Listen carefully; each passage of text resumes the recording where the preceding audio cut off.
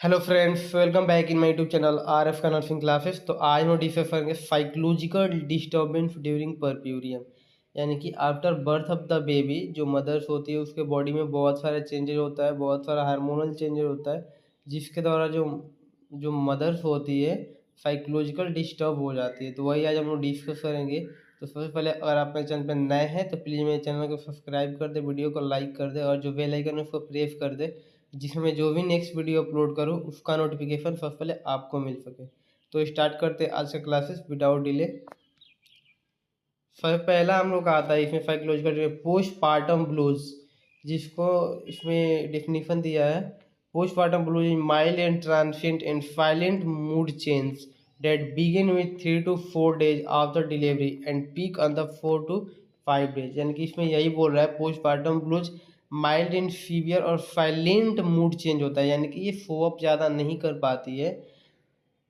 और ये कब होता है तो 3 to 4 डेज आफ्टर डिलीवरी, यानी कि 3 to 4 डेज आफ्टर डिलीवरी ये बिगिनस होता है, यानी कि अकर्स होता है। और ये सबसे ज़्यादा होता है 5 to 4 to 5 डेज के बीच में।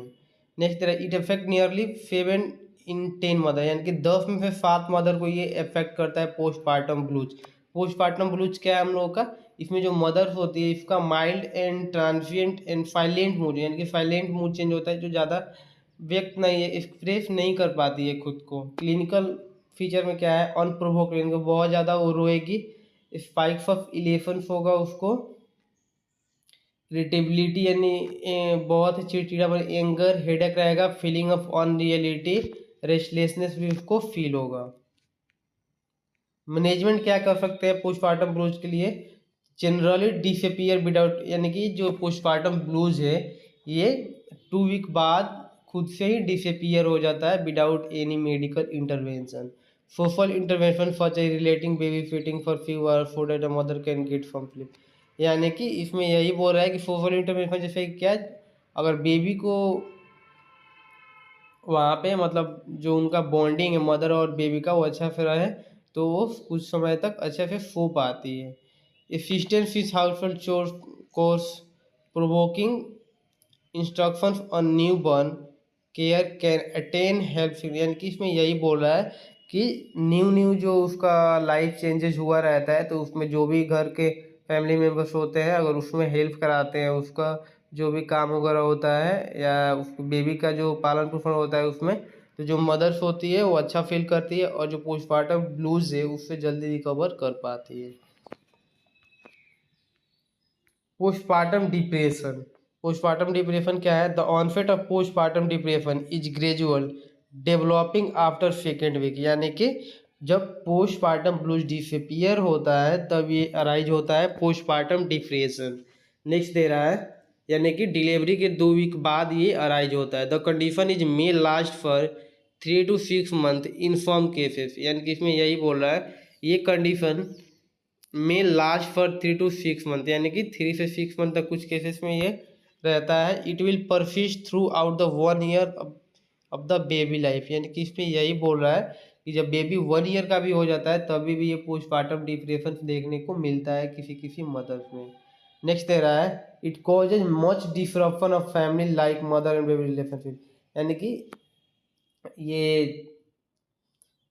जो पोस्टपार्टम डिप्रेशन से ये फैमिली का जो भी रिलेशनशिप है उसको ख़राब कर सकता है एक दूसरे के साथ, यानी मदर के साथ जो भी रिलेशनशिप होगा वो ख़राब होगा, बेबी और मदर के बीच का भी रिलेशनशिप अच्छा नहीं रह पाएगा, उससे डिस्ट्रप्शन हो सकता है। कॉजेज क्या क्या हो सकता है इसका, experiencing stress including life event around the time of child birth such as relationship disharmony, यानी कि जो मदर्स होती है वो एक्सपीरियंस करती है बहुत ज़्यादा स्ट्रेस, जैसे कि चाइल्ड बर्थ पे उसको जितने सारा एबनॉर्मलिटी हुआ था वो सब याद करके वो बहुत ज़्यादा स्ट्रेस करती है और अपने जो डिसहार्मोनी रिलेशनशिप है उसके बारे में भी बहुत ज़्यादा स्ट्रेस लेती है, जिसके द्वारा कॉज कर सकता है पोस्टपार्टम डिप्रेशन। नेक्स्ट है नो सेल्फ एस्टीम, यानी उसके पास कोई सेल्फ एस्टीम नहीं होता है। लैक ऑफ सपोर्ट, उसको लगता है मतलब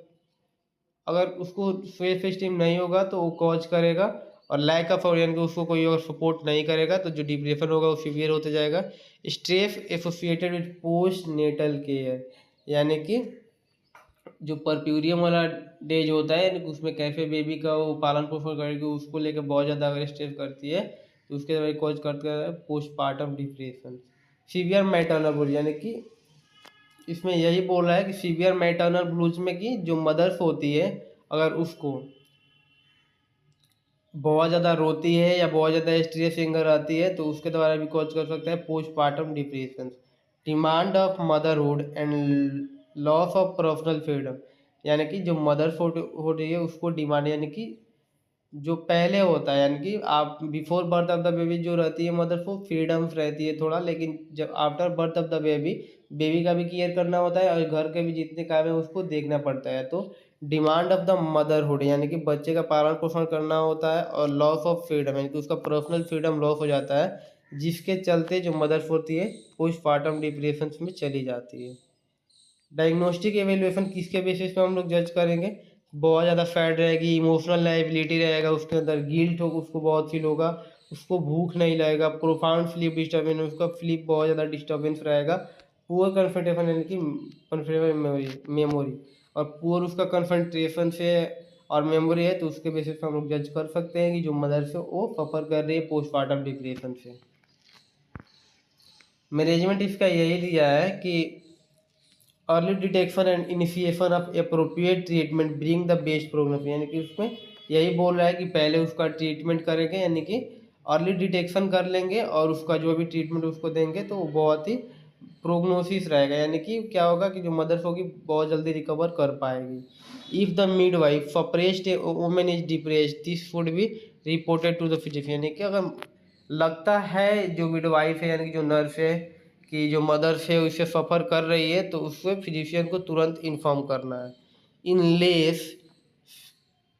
severe cases treatment with mild sedation and anti depression medication prescribe, यानी कि जो सीवियर केसेस होता है उसमें माइल्ड सेडेशन या एंटी जो डिप्रेशन मेडिकेशन होता है उसको प्रिस्क्राइब करता है फिजिशियन।